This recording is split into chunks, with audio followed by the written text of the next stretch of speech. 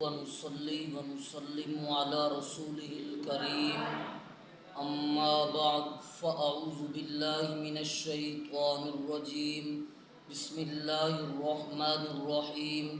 میرے واجب الاحترام سامعین کرام، آپ حضرات کے سامنے آج جمعہ کا دن ہے۔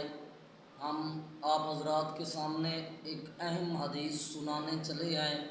نبی پاک صلی اللہ علیہ وسلم نے ارشاد فرمایا، جب کوئی مسلمان بندہ کسی مسلمان بھائی کے عدم موجودگی میں غیبانہ اس کے لیے دعا کرتا ہے، یا اللہ اس کی جان کی حفاظت فرما، اس کے مال کی حفاظت فرما، اس کے کاروبار میں ترقی دے اور اس کی عزت کی حفاظت فرما۔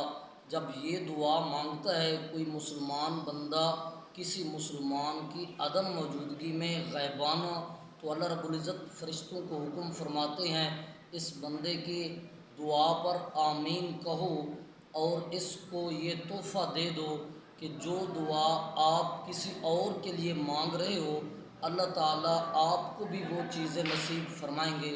میرے واجب الاحترام، یہ ہے ہمدردی کا مقام۔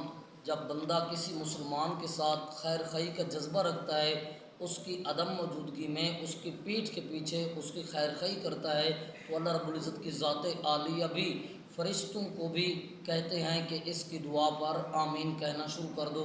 میرے واجب الاحترام، اگر ہمارا میسیج اور پیغام آپ کو اچھا لگا تو ہمارے ویڈیو کو لائک اور شیئر ضرور کرنا۔ جزاکم اللہ خیر۔